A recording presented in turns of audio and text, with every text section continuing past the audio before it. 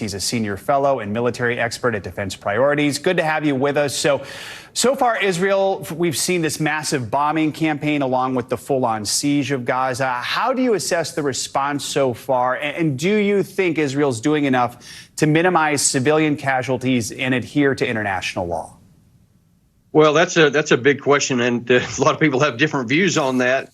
But so far, what it looks like is Israel is basically trying to prepare the battlefield, and they are going after whatever targets they can find with intelligence, where senior leaders are, especially, or where they find any buildup of Hamas fighters or capacity, like some of these rocket factories, et cetera. Those are some of the things they're doing right now. But what I hope they're doing behind the scenes is preparing their forces operationally for what they're going to do, doing rehearsals about what they're going to actually face when they get in there, and most importantly, doing intelligence preparation of the battlefield. And what that means is they need to try to say, all right, if this is going to be our operational plan, then we need to know what is in this part of Gaza City, or what is in this other route here. What can we face? Because if you don't have that stuff ready, if you're not really ready for what you're going to find on the ground, then when you do go in on the ground, you could have a huge casualties. You could walk in, blunder into traps set by the enemy, etc.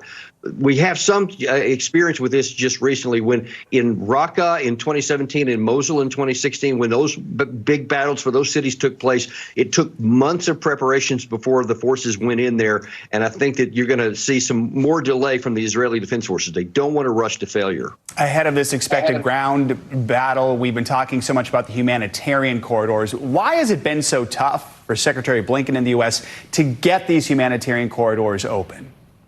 There's actually problems on both sides of the line. On the Egyptian side, they don't want, a lot of Hamas fighters be infiltrating and coming into their country. They said, look, we've already got, upwards of 6 million refugees from all over the world and all over the region here. We don't want any more. They have a lot of heartburn with Hamas itself because of their relationship with the Muslim Brotherhood. And then on the Israeli side, they say, look, we got to be sure that all these trucks and everything coming in there have to be all inspected because they don't want any weapons or ammunition being smuggled inside. And so you have a big standoff between, the two sides coming in there. Meanwhile, you have all the people that are suffering. You have up to 600 Americans that are trying to get out.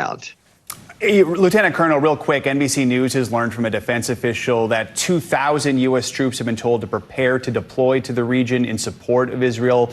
Just very quickly, what would America's role be here? Those are like what they call enablers, like the military trainers, they're experts, they're advisors, medical support staff, et cetera, people who can help you prepare your military. They're not trigger pullers, as we call them. They're not infantrymen, but they could support, anything in the future. And we'll see how that develops over time.